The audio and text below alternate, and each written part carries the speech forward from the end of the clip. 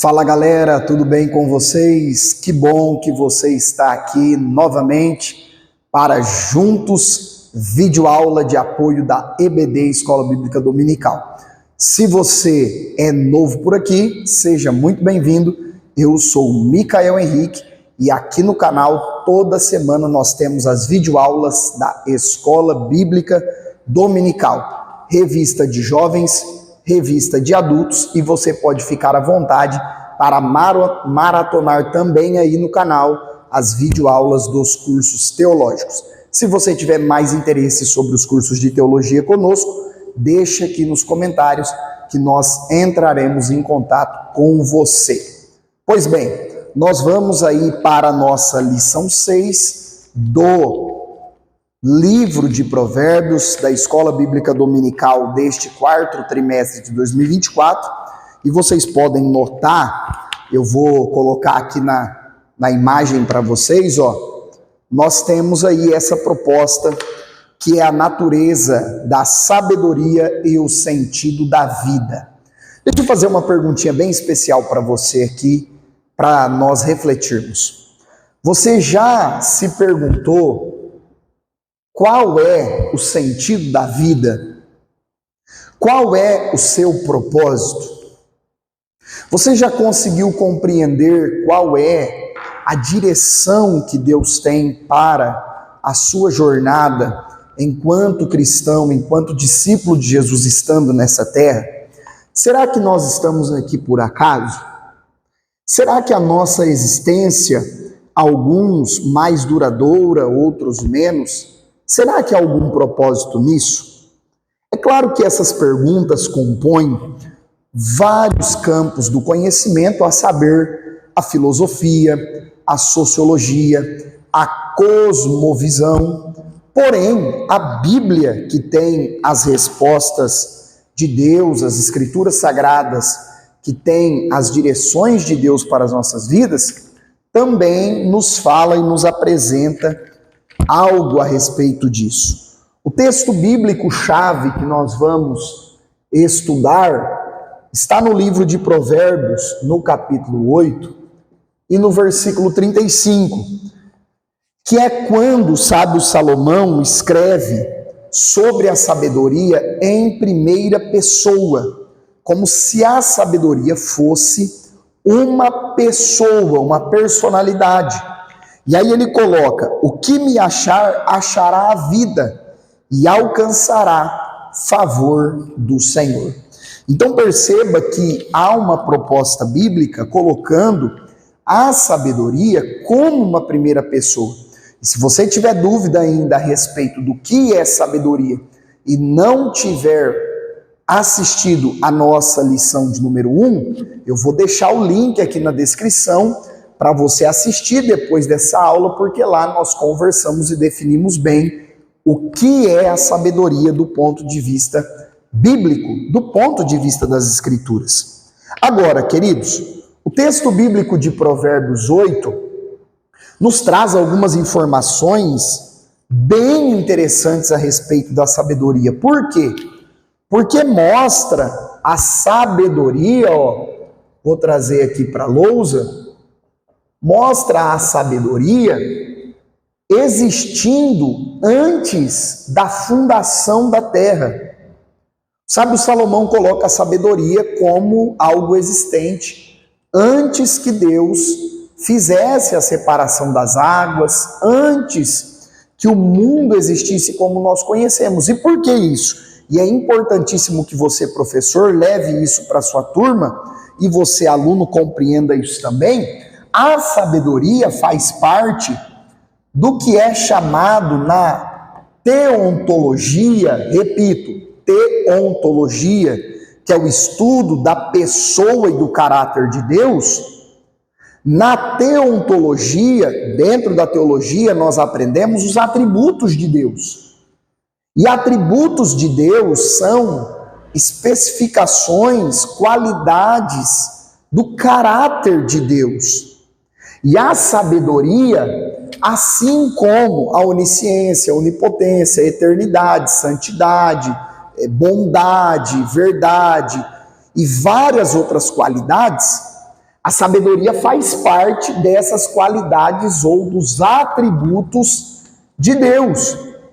E aqui vale lembrar que os atributos de Deus estão divididos em duas classes. Quantas classes? Repete aí para você gravar. Duas classes, ó.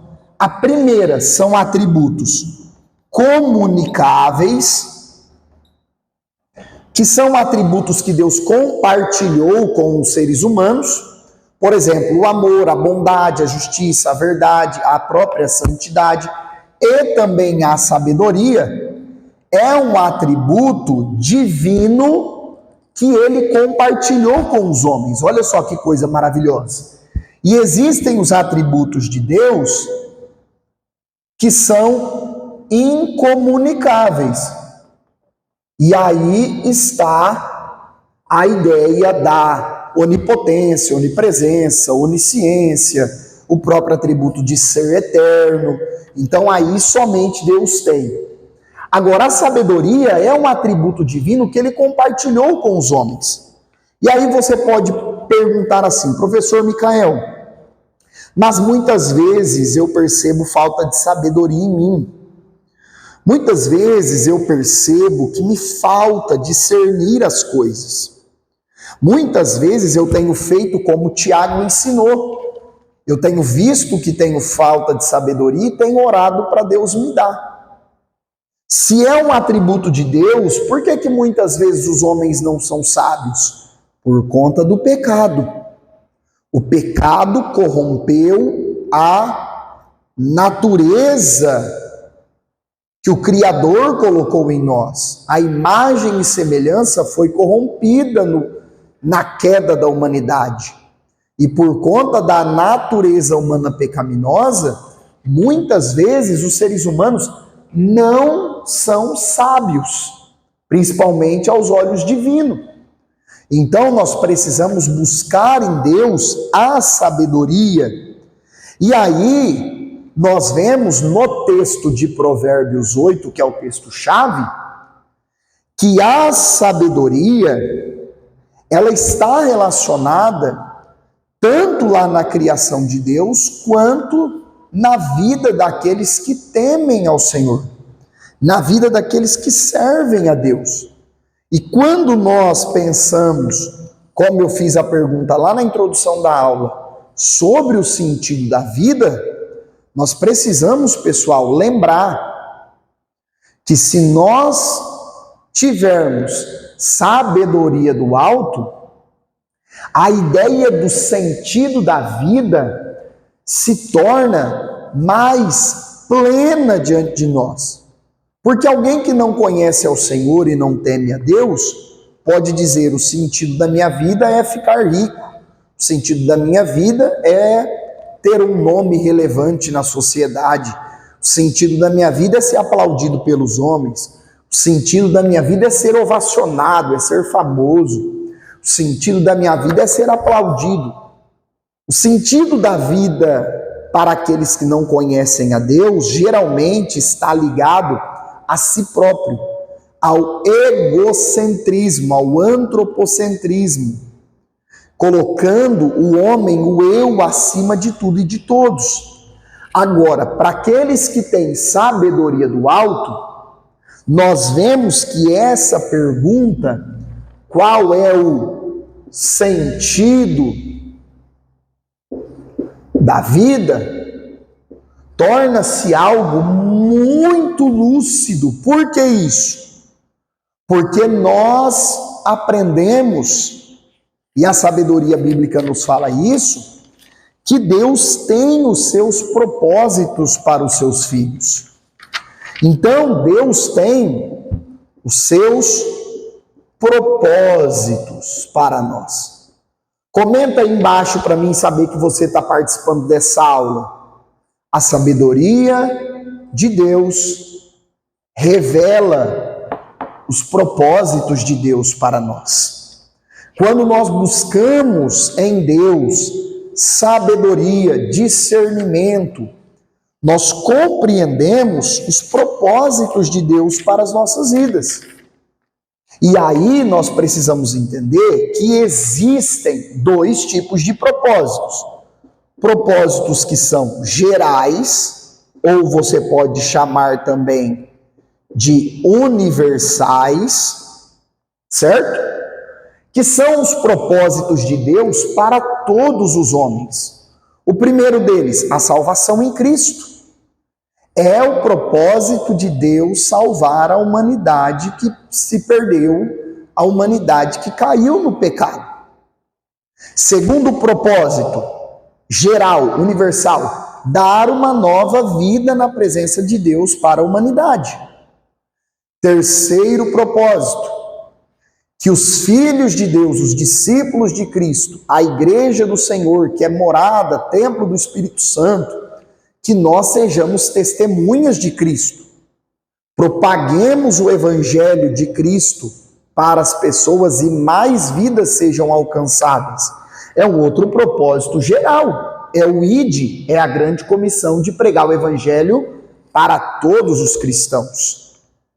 Então, aí nós poderíamos colocar sermos fiéis representantes de Deus, dar um bom testemunho, amar as pessoas, compartilhar aquilo que Deus tem feito e dado a nós para alcançar e ajudar mais vidas. Tudo isso são propósitos gerais, universais, são para todos.